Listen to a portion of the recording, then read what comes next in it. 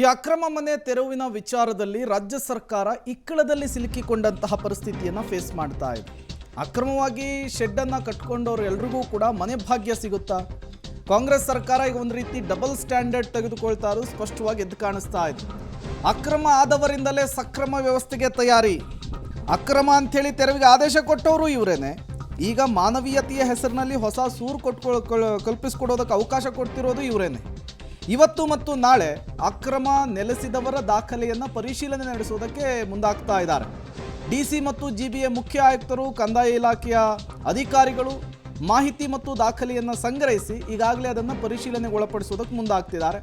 ನಾಳೆ ಸಂಜೆಗೆ ಸಂಪೂರ್ಣ ಪಟ್ಟಿ ಸಿಎಂ ಸಿದ್ದರಾಮಯ್ಯನವರ ಕೈಗೆ ಸೇರುತ್ತೆ ಅನ್ನೋದು ಗೊತ್ತಾಗ್ತಾ ಇದೆ. ಇದರಲ್ಲಿ ಹತ್ತತ್ರ 100ರಿಂದ 150 ಜನ ಮುಸಲ್ಮಾನರೇ ಇದ್ದಾರೆ ಅನ್ನುವಂತಹ ಮಾಹಿತಿಯು ಕೂಡ ಇರುವಂಥದ್ದು. ಯಾರಿಗೆ ಮನೆ ಭಾಗ್ಯ ಸಿಗುತ್ತೆ, ಅಧಿಕಾರಿಗಳು ಮತ್ತು ಸಿಎಂ ಈಗಾಗಲೇ ಹೇಳಿರೋ ಪ್ರಕಾರ ಅಂದರೆ ಮನೆ ಡೆಮಾಲಿಷನ್ ಆಗಿ ದಾಖಲೆ ಇದ್ದರೆ ಫ್ಲ್ಯಾಟ್ ಭಾಗ್ಯ ನಾವು ಕೊಡ್ತೀವಿ, 8.5 ಲಕ್ಷದ ಫ್ಲ್ಯಾಟನ್ನು ನಿಮಗೆ ಕೊಡ್ತೀವಿ ಅಂತಿದ್ದಾರೆ. ಹೊರ ರಾಜ್ಯದವರು ಇದ್ದರೆ ಅವಕಾಶ ಇಲ್ಲ. ಬಟ್ ಇಲ್ಲೊಂದು ಕಂಡೀಷನ್ ಇದೆ, ನಾನು ಹೇಳ್ತೀನಿ ನಿಮಗೆ ಮುಂದಕ್ಕೆ ಕಂಡೀಷನ್ ಏನು ಅಂತ. ಕನಿಷ್ಠ 10 ವರ್ಷದಿಂದ ರಾಜ್ಯದಲ್ಲಿ ವಾಸ ಇರಬೇಕು, ಆವಾಗ ಅವ್ರನ್ನ ಕನ್ನಡಿಗರು ಅಂತ ಇವರು ಅಂದ್ಕೊಳ್ತಾರೆ. ಸೂಕ್ತ ದಾಖಲೆ ಇದ್ದು ಮನೆ ಡೆಮಾಲಿಷ್ ಆಗಿದ್ರೆ ಅವಕಾಶಗಳನ್ನು ಮಾಡಿ ಕೊಡಲಾಗತ್ತೆ. ಸೂಕ್ತ ದಾಖಲೆ ಅಂತ ಈ ಸರ್ಕಾರದವರು ಬಾಯಿ ಬಡ್ಕೋತಿದ್ದಾರೆ. ಏನು ಸೂಕ್ತ ದಾಖಲೆ? Aadhaar, voter ID, current bill, ration card ಇದೆಲ್ಲ ಸರ್ಕಾರದವರೇ ಕೊಟ್ಟಿರೋದು. ಇದು ದಾಖಲೆ ಆಗಲ್ಲ. ಇದು ಹೆಂಗೆ ದಾಖಲೆ ಆಗುತ್ತೆ? ರೋಹಿಂಗ್ಯಾ ಮುಸ್ಲಿಮನ ಹತ್ರ ಕೂಡ ಇದೇ ದಾಖಲೆ ಇದೆ. ಬಾಂಗ್ಲಾದಿಂದ ಅಕ್ರಮವಾಗಿ ನುಸುಳಿರೋರ ಹತ್ರನೂ ಈ ದಾಖಲೆಗಳು ಇದ್ದಾವೆ. ಅದಕ್ಕೆ ಅಂತ ಒಂದು ದಂಧೆ ನಡೆಯುತ್ತೆ. ಇದನ್ನು ದಾಖಲೆ ಆಗಿ ಇಟ್ಕೊಂಡು ನೀವು ಮನೆ ಕೊಡ್ತೀರಾ ಅಂದರೆ ಯಾರಿಗೆ ನೀವು ಅನ್ಯಾಯ ಮಾಡ್ತಿದ್ದೀರಾ ಅಂತ ನೀವೇ ಒಂದ್ಸಲ ನಿಮ್ಮ ಆತ್ಮಾವಲೋಕನೆ ಮಾಡ್ಕೊಳ್ಳಿ. ಅವ್ರು ಹೇಳ್ತಾ ಇದ್ದಾರೆ, ರಾಜೀವ್ ಗಾಂಧಿ ವಸತಿ ಯೋಜನೆಯಡಿ 167 ಮನೆಗಳನ್ನು ನೀಡೋದಕ್ಕೆ ಅವಕಾಶವನ್ನು ನಾವು ತರಾತುರಿಯಲ್ಲಿ ಕೊಡ್ತೀವಿ ಅಂತ. ಬಟ್ ಎಷ್ಟು ಜನ ಸೀನಿಯರ್ಸ್ ಹಾಕ್ಕೊಂಡಿದ್ದಾರೆ ರಾಜೀವ್ ಗಾಂಧಿ ಯೋಜನೆ ಅಡಿಯಲ್ಲಿ ಮನೆಗೆ? ಅವರೆಲ್ಲರನ್ನೂ ಬಿಟ್ಟು ಇವ್ರನ್ನ ಪ್ರಿಯಾರಿಟಿಯಾಗಿ ತಗೊಳ್ತೀರಾ. ಏನಕ್ಕೆ? ಮುಸ್ಲಿಮರು ಅನ್ನೋ ಕಾರಣಕ್ಕೆ. ಡೀಟೇಲ್ಸ್ ಕೊಡ್ತಾರೆ ಸುಕೇಶ್.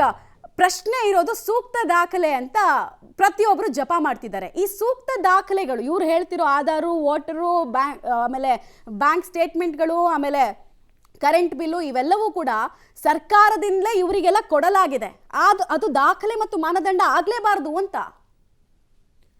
ಅದು ಬಿಟ್ಟು ಬೇರೆ ದಾಖಲೆ ಏನು ಅನ್ನೋದು ಕೂಡ ಪ್ರಶ್ನೆ ಆಗುತ್ತೆ ಮಮತಾ. ಯಾಕಂದರೆ ಸೂಕ್ತ ದಾಖಲಾತಿಗಳು ಅಂದರೆ ಏನು? ಅಥವಾ ಬೇರೆ ಕಡೆಯಲ್ಲಾದರೂ ಆಧಾರ್ ಕಾರ್ಡ್ ಇವೆಲ್ಲ ಇತ್ತು, ಆದರೆ ಇಲ್ಲಿ ಬಾಡಿಗೆ ಮನೆಗೆ ಬಂದಿದ್ವಿ, ನಮಗೆ ಸೂರೇ ಇಲ್ಲ, ನಿರಾಶ್ರಿತರು ಅನ್ನುವಂಥ ಲೆಕ್ಕಾಚಾರ ಇದೆಯಾ? ಅದು ಕೂಡ ಒಂದು ಇತ್ತು ಚರ್ಚೆಯಲ್ಲಿ.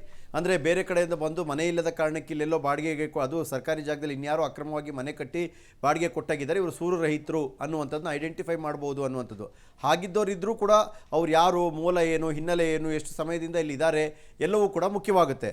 ಆದರೆ ಇಡೀ ಪ್ರಕರಣದಲ್ಲಿ ಸರ್ಕಾರ ಒಂದು ನಿರ್ಧಾರವನ್ನು ಕೈಗೊಂಡಿದೆ. ಓಕೆ, ಆಯ್ತಪ್ಪ, ನಾವು ಸೂರು ರೈತರಿಗೆ ಸೂರು ಕೊಡ್ತಾ ಇದ್ದೀವಿ, ಈ ರೀತಿ ನಿರಾಶ್ರಿತರಾಗಿದ್ದು ಅಕ್ರಮವಾಗಿ ಕಟ್ಟಿಕೊಂಡಿದ್ದು ತಪ್ಪಾಗಿದ್ರೂ ಕೂಡ ಅವರಿಗೆ ಸೂರಿಲ್ಲ, ಮನೆ ಕೊಡ್ತೀವಿ ಅನ್ನೋದಾದರೆ ಸರಿನೇ. ಆದರೆ ಇದು ಕೇವಲ ಈ ಒಂದು ಬೆಳವಣಿಗೆಗೆ ಮಾತ್ರ ಅನ್ವಯನ? ಉಳಿದ ಸೂರು ರೈತರಿಗೆ ಹಾಗಾದರೆ ಏನು ಅವಕಾಶ ಇಲ್ವಾ? ಅಥವಾ ಬೇರೆ ಸರ್ಕಾರಿ ಜಾಗದಲ್ಲಿ ಮನೆ ಹಾಕ್ಕೊಂಡ್ರೆ ಎಲ್ಲರಿಗೂ ಹೀಗೆ ಕೊಡ್ತೀರಾ?